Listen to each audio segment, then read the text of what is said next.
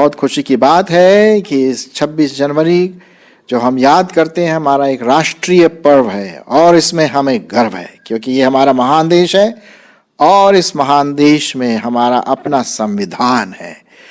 और ये जो संविधान बनाया गया, अगर आप स्टडी करें इसके बारे में, तो ये डॉक्टर भीमराव अंबेडकर के द्वारा बनाया गया, ऐसा बताया गया हमको इतिहासकारों के द्वारा। और बहुत अच्छा संविधान है। आपको पता है हमारे देश के बारे में, भारतवर्ष के बारे में बाइबल में भी पढ़ते हैं। यदि आपके पास बाइबल हो तो आप देख सकते हैं एस्तर की किताब और उसका पहला अध्याय पहला पद और 8वां अध्याय और 9वां पद। हमारे देश में एक से एक लोग, नेता और सुधारक, समाज सुधारक कई पैदा हुए। मैं नाम तो नहीं ले पाऊंगा लेकिन बहुत सारे लोग हुए। हम अपने देश पर गर्व करते हैं क्योंकि ये मेरा देश एक महान देश है। और इसकी जो संविधान है, कॉन्स्टिट्यूशन, जिसे हम मनाते हैं हर एक 26 जनवरी को, वो हमारे लिए और आपके लिए बहुत बहुत इम्पोर्टेंट है। ऐसा बताया जाता है कि संविधान, जो कंप्लीट संविधान, पूर्ण जो संविधान हमारे पास है, वो 26 नवंबर 1949 को बनाया गया, कंप्लीट किया गया। और इसमें करीब करीब बताया जाता है कि 2 साल के करीब लग गए इसको बनाने के लिए। और इसमें हमारे डॉक्टर भीमराव अंबेडकर की बहुत अगुवाई किया और उन्होंने इस्टेब्लिश किया। संविधान बहुत इंपॉर्टेंट है मेरे दोस्तों, कॉन्स्टिट्यूशन बहुत इंपॉर्टेंट है क्योंकि उसी के द्वारा हमारे देश का संचालन, उसी के द्वारा वो प्रिंसिपल जो हैं उसके द्वारा ही हमारे देश का पूरा संविधान और चाल चलन, क्रिया प्रक्रिया, जस्टिस सब कुछ चलता है। 4 विशेष बातों पर ध्यान दिया गया है इस संविधान पर, और वो है जस्टिस। पहला है जस्टिस, जिसे हम हिंदी में बोलेंगे न्याय। दूसरा है लिबर्टी, स्वतंत्रता। तीसरा है इक्वालिटी, समानता। और चौथा है फ्रेटर्निटी या बंधुत्व। तो अगर मैं हिंदी में इसको इस प्रकार से कहूं कि हमारे संविधान में 4 की इम्पोर्टेंट बातें पाई जाती है और जिसके लिए हम सब बहुत गर्व करते हैं कि हमारे देश में ऐसा संविधान बनाया गया है और इसी के अनुसार हम अपने देश का चाल चलन करते हैं। पहला है न्याय। जी हाँ, हम सबों के लिए न्याय बहुत इम्पोर्टेंट है, जस्टिस। और हमारे देश में इस बात का भी ध्यान दिया जाता है कि न्याय पूर्ण रूप से हो सके। स्वतंत्रता, हर एक व्यक्ति की अपनी अपनी स्वतंत्रता है। पहले तो वो ब्रिटिशर्स के राज में था तो कोई स्वतंत्रता थी नहीं, लेकिन अब हमारे पास स्वतंत्रता है। हम जो भी चाहें कर सकते हैं, अच्छी बातों में, गलत बातों में नहीं, अच्छी बातों में हम स्वतंत्र हैं। हमारे पास अपना विवेक है, हम उस विवेक का अच्छी तरह से इस्तेमाल कर सकते हैं अपने देश को बनाने के लिए, अपने समाज को बनाने के लिए, अपने परिवार को बनाने के लिए और अपने आप को बनाने के लिए। तो पहला न्याय है, दूसरा है स्वतंत्रता, तीसरा है समानता। हर एक व्यक्ति हमारे देश में समान है, कोई ऊंच नीच नहीं, कोई गोरा काला नहीं, कोई ये नहीं कि इस धर्म का या उस धर्म का, सब एक हैं। धनवान हो या गरीब हो, कोई भी व्यक्ति क्यों ना हो, हमारे उस संविधान में इसका प्रावधान दिया गया है कि हम हर एक व्यक्ति को समान दृष्टि से देखें, समान दृष्टि से उनके साथ हम व्यवहार करें। सो न्याय, स्वतंत्रता, समानता और बंधुत्व या फ्रेटर्निटी, या हमें हर एक भारतवासी को एक भाई और बहन के रूप में देखना है। बंधुत्व, वो हमारा एक साथी है, एक भाई है, उसके बिना हम जी नहीं सकते हैं। और हमें इस प्रकार से एक दूसरे के लिए सहायता करना है बंधुत्व के रूप में। तो हम बहुत धन्यवाद देते हैं अपने देश के लिए, अपने देश के संविधान के लिए। यही वो देश है जिसने हजारों साल से कई लोगों को, कई बड़े बड़े लोगों को जन्म दिया और आज हम स्वतंत्र पाए जाते हैं और हमारे पास अपना खुद का संविधान है और इस संविधान के लिए हम सब बहुत गर्व करते हैं। ये तो हुई हमारे संविधान की बात जो हम 26 जनवरी को मनाते हैं। बाय द वे, आप सबों को गणतंत्र दिवस की बहुत बहुत शुभकामनाएं और हम इसको अपने देश को और आगे बढ़ाने के लिए सहायता करें। ये तो हुई हमारे जीवन के बारे में जब हम अपने देश में रहते हैं और उसको एक संविधान में रह करके अपना जीवन बिताते हैं। लेकिन एक दूसरा और संविधान है और वो है आत्मिक संविधान। ये तो हुआ पॉलिटिकल संविधान जो हमारे भारतवर्ष का है, जो बहुत महत्वपूर्ण है, बहुत अच्छा है। हम धन्यवाद देते हैं इस संविधान के लिए। लेकिन एक और धन्यवाद की बात है और वो है जीवन का संविधान। और वो जीवन का संविधान क्या है? जी हाँ, जीवन का संविधान न सिर्फ इस जीवन के लिए लेकिन आने वाले जीवन के लिए भी बहुत बहुत इम्पोर्टेंट है। और वो संविधान पाया जाता है बाइबल। हमारी बाइबल, परमेश्वर का वचन जो आपके घर में होगा, अगर नहीं है तो आप ज़रूर उसको खरीदें और उस संविधान को पढ़िए। बाइबल में लिखा हुआ है, यूहन्ना उसका 17 और 17 अध्याय और उसका 17 पद हम जरा देखेंगे क्या लिखा हुआ है। यीशु मसीह ने जब वो प्रार्थना कर रहे थे तो एक प्रार्थना उन्होंने ये किया, सत्य के द्वारा उन्हें पवित्र कर, तेरा वचन सत्य है। ये है साहब, ये जीवन का संविधान है, आत्मिक जीवन का संविधान है, मसीह जीवन का संविधान। एक संविधान तो हमारे देश का संविधान है जो बहुत अच्छी बात है, लेकिन इसके साथ साथ एक और संविधान है, वो हमारे आत्मिक जीवन को गाइड करता है। हमें कैसे जीना है, हम कौन हैं, ये बहुत इंपॉर्टेंट बात है कि हमारा संविधान, आत्मिक संविधान अर्थात बाइबल क्या बताता है। बाइबल बताती है कि हम सब पापी हैं, जन्म से हम पापी हैं। बाइबल का संविधान ये बताता है कि यीशु मसीह हमारे पापों के लिए मारा गया। बाइबल का संविधान ये बताता है कि यीशु को ग्रहण करने से हमें पापों की क्षमा मिलती है।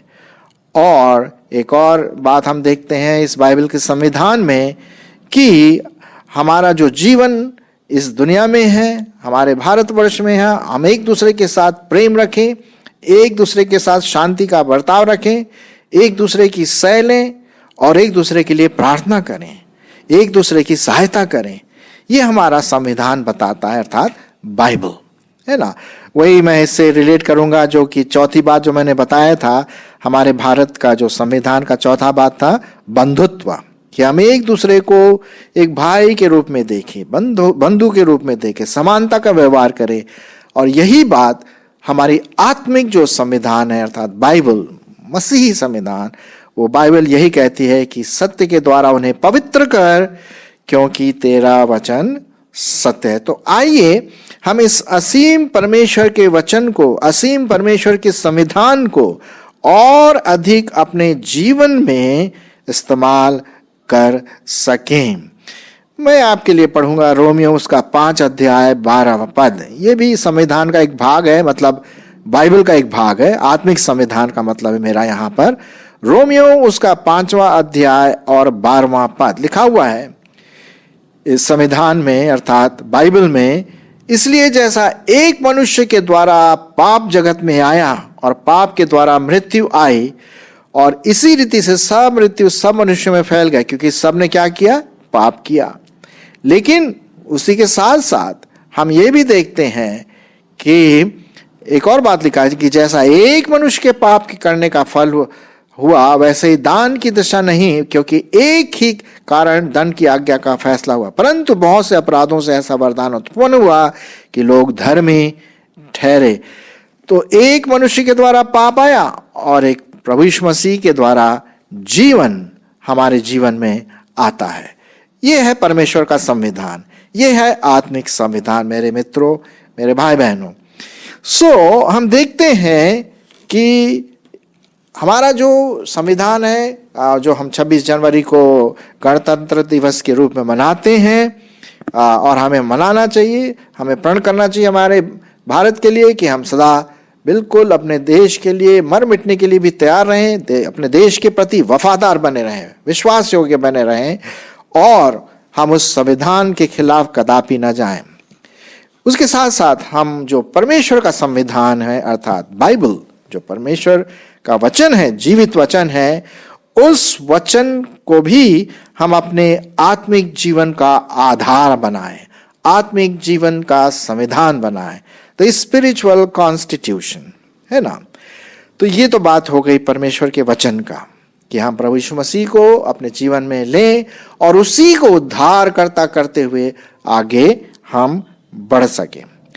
फिर हम देखते हैं एक और बात, कि जब हम अपने 26 जनवरी की बात करते हैं, गणतंत्र दिवस की बात करते हैं, तो आपको और मुझको ये प्रण लेना है, जी हाँ, हर एक भारतवासी को, मुझे और आपको जो सुन रहे हैं, एक प्रण लेना है कि मैं अपने देश का एक अच्छा नागरिक बनूंगा, एक अच्छा नागरिक बनूंगी। बाइबल यही बताती है कि हमको अपने देश के प्रति समर्पण रहना है ना, और जो संविधान है उसका हमें आदर करना है, रिस्पेक्ट करना है। तो हम अपने देश के एक अच्छे वफादार और विश्वास योग्य नागरिक बने। कैसे बन सकते हैं? हम ऐसे बन सकते हैं कि हम अपने जो गवर्नमेंट है, अपने देश के जो अधिकारी हैं, जो आज्ञाएं उन्होंने बनाई हैं, उन आज्ञाओं को हम माने। जी हाँ, तभी हम सचमुच में अपने देश के नागरिक बन सकते हैं, विश्वास योग्य नागरिक बन सकते हैं, और परमेश्वर प्रभु यीशु मसीह को ये भाता है कि हम अपने देश के अधिकार जो दिए गए हैं उसका हम सम्मान करें। मैं पढ़ूंगा आपके लिए रोमियो की पत्री उसका 13 अध्याय, रोमियो की पत्री उसका 13वां अध्याय। देखिए वहां पर क्या लिखा है हमारे अधिकारियों के बारे में। 13वां अध्याय और 1 से 8 पद सुनिए। हर एक व्यक्ति प्रधान अधिकारियों के अधीन रहे, क्योंकि कोई अधिकार ऐसा नहीं जो परमेश्वर की ओर से न हो, और जो अधिकार हैं वे परमेश्वर के ठहराए हुए हैं। जी हाँ, हमारे भारतवर्ष में जो अधिकार दिए हैं परमेश्वर की ओर से ठहराए हुए हैं, और परमेश्वर ने हमारे नेताओं को इस्तेमाल किया। इसलिए जो कोई अधिकार का विरोध करता है वह परमेश्वर की विधि का विरोध करता है, और विरोध करने वाले दंड पाएंगे, क्योंकि अधिपति अच्छे काम के नहीं परंतु बुरे काम के लिए डर का कारण ठहरते हैं। क्या तू अधिपति से निडर रहना चाहता है? तो अच्छा काम कर और उसकी ओर से तेरी सराहना होगी, क्योंकि वह तेरी भलाई के लिए परमेश्वर का सेवक है। परंतु यदि तू बुरा करे तो डर, क्योंकि वह तलवार व्यर्थ लिए हुए नहीं और परमेश्वर का सेवक है, कि उसके क्रोध के अनुसार बुरे काम करने वालों को दंड दे। इसलिए आधीन रहना न केवल उस क्रोध से परंतु डर से अवश्य है, वरन विवेक भी यही गवाही देता। इसलिए कर भी दो, क्योंकि शासन करने वाले परमेश्वर के सेवक हैं और सदा इसी काम में लगे रहते हैं। इसलिए हर एक का हक चुकाया करो। जिसे कर देना है उसे कर दो, जिसे चुंगी चाहिए उसे चुंगी दो, जिसे डरना चाहिए उसे डरो, जिसका आदर करना चाहिए उसका आदर करो। आपस के प्रेम को छोड़ और किसी बात में किसी के कर्जदार न हो, क्योंकि जो एक दूसरे से प्रेम रखता है उसी ने व्यवस्था को क्या किया है? पूरा किया है। एक और पद आपके लिए मैं पढ़ूंगा हमारे अधिकारियों के प्रति, कि कैसे हम आप वफादार रह सकते हैं, कैसे हम अपने देश के प्रति, भारतवर्ष के प्रति विश्वास योग्य बने रहेंगे। पहला पत्रस 2:13, पहला पत्रस उसका 2:13 मैं आपके लिए पढ़ूंगा। यहां पर ध्यान दीजिए, लिखा हुआ है, प्रभु के लिए मनुष्यों के ठहराए हुए हर एक प्रबंध के अधीन रहो, राजा के इसलिए कि वह सब पर प्रधान है, और राज्यपालों के क्योंकि वे कुकर्मियों को दंड देने और सुकर्मियों की प्रशंसा के लिए उसके भेजे हुए हैं, क्योंकि परमेश्वर की यही इच्छा है कि तुम भले काम करने से निर्बुद्धि लोगों की अज्ञानता की बातों को बंद कर दो। तो मेरे मित्रों, मेरे दोस्तों, मेरे भाई बहनों, आइए आज हम ये प्रण करें इस स्वतंत्रता दिवस नहीं, लेकिन ये गणतंत्र दिवस पर हम ये प्रण करें कि हम अपने देश की जो नियम है उनको हम मानेंगे परमेश्वर के भय में होकर के, और अपने देश के लिए प्रार्थना भी करेंगे, अपने देश के लोगों के लिए। गणतंत्र दिवस पर हम ये प्रण करें कि हम अपने देश की जो नियम है उनको हम मानेंगे परमेश्वर के भय में होकर के, और अपने देश के लिए प्रार्थना भी करेंगे, अपने देश के लोगों के लिए, हमारे देश के प्रधानों के लिए, जैसे कि प्रधानमंत्री जी हुए, राष्ट्रपति जी हुए, सुप्रीम कोर्ट हुआ, हमारे देश के हमारे प्रदेश के मुख्यमंत्री, और हमारे जो डीएम हैं, और भी दूसरे लोग जो हैं हमारे देश में जो रहते हैं, जो हमारी अगुवाई करते हैं एक नेता के रूप में, हम उनके लिए प्रार्थना करें। ये हर एक का कर्तव्य है। जी हाँ, हर एक का कर्तव्य है कि हम अपने देश के लोगों को, अपने देश के लिए प्रार्थना में परमेश्वर के सामने उसको ले आए। तभी हम सच में एक अच्छे नागरिक, एक भारतीय नागरिक, अपने देश की सेवा इस प्रकार से हम कर सकते हैं। हम उन जवानों के लिए प्रार्थना करें जो हमारे देश के चारों तरफ निगरानी रखते हैं कि कहीं शत्रु हमारे देश के अंदर ना जाए। हम आराम से सोते हैं, लेकिन वो ठंड में, धूप में, कठिनाई में, भूख में, प्यास में लगे रहते हैं, जगे रहते हैं कि वो हमारे देश की रक्षा करें। तो हम उनके, अपने सेना के लिए धन्यवाद दें। जी हाँ, अपने देश के लिए हम धन्यवाद दें। इस गणतंत्र दिवस में हम ये प्रण करें कि मैं अपने देश के प्रति आदर दूंगा, आदर दूंगी, अपने देश को प्रेम करूंगा, करूंगी, और प्रार्थना भी करूंगा या करूंगी। तब तो बात बनती है, क्योंकि हमारे पास जो संविधान दिया गया है वो बहुत अच्छा संविधान है, और हमें इस संविधान को बचा के रखना है। जी हाँ, क्या था वो 4 पॉइंट? न्याय, स्वतंत्रता, समानता और बंधुत्व। ठीक उसी प्रकार से आत्मिक संविधान को भी हमें अपने जीवन में रखना है। और ये आत्मिक संविधान हमारा बाइबल है, जो बाइबल में दिया गया है, जिसके बारे में मैंने अभी आपसे बात किया। फिर लास्ट में एक बात कहूँगा कि हम दूसरों को अपने संविधान के बारे में बताएं, गणतंत्र दिवस के बारे में बताएं कि देखिए ये है हमारा संविधान।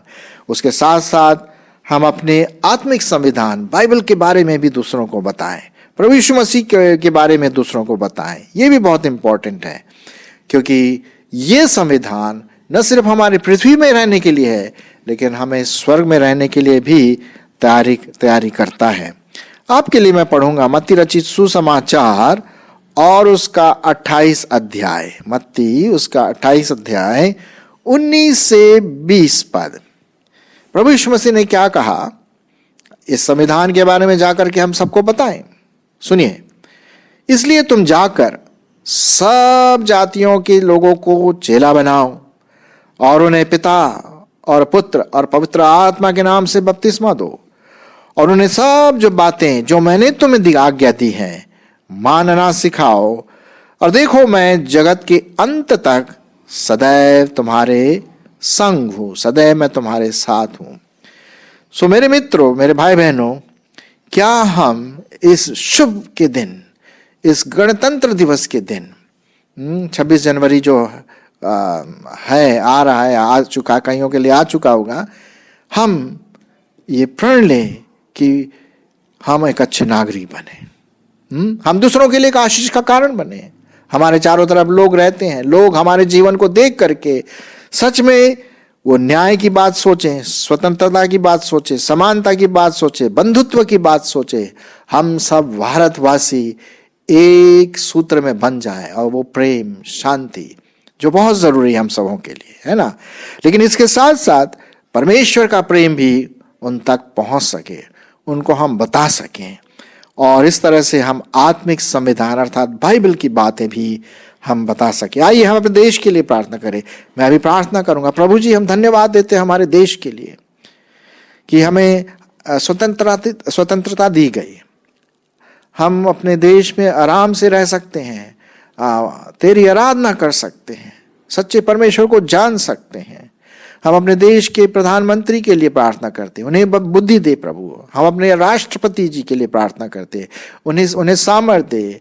हम अपने कैबिनेट मेंबर्स जो हैं, लोकसभा, उन सभी लोगों के लिए विनती करते हैं। हमारे देश के जो चीफ मिनिस्टर हैं, मुख्यमंत्री, उनके लिए हम प्रार्थना करते हैं। हमारे शहर के डीएम, डिस्ट्रिक्ट मजिस्ट्रेट को हम तेरे हाथ में सौंपते हैं। राज्यपालों को तेरे हाथ में सौंपते हैं। हमारे अधिकारियों को जो तेरी ओर से ठहराए गए हैं, हम उन सबों को तेरे सामने रखते हैं। उनको, इस देश को, इस महान देश को चलाने में सहायता कर प्रभु जी, और उनकी अगुवाई कर कि किस प्रकार से इस देश को और अच्छी तरह से चला सकें, ताकि हमारा देश दुनिया में चमक सके। उसके साथ साथ प्रभु जी हमारा आत्मिक जीवन भी उसी प्रकार से उस अनंत संविधान अर्थात बाइबल में बिल्कुल ओत प्रोत हो जाए, और हम सच में जो आत्मिक संविधान है अर्थात प्रभु यीशु मसीह का वचन, उसमें हम लिप्त हो जाएं और उस वचन के अनुसार हम चलते रहें। धन्यवाद देते हैं हमारे श्रोताओं के लिए, उनकी अगुवाई करें और हमें एक अच्छे नागरिक बनने में सहायता करें। धन्यवाद के साथ मैं प्रभु यीशु मसीह के नाम के द्वारा मांगता हूं, आमीन। और अंत में मैं यही कहूंगा, आप सबों को हैप्पी, क्या क्या बोलेंगे, हैप्पी गणतंत्र दिवस की शुभकामनाएं। Thank you.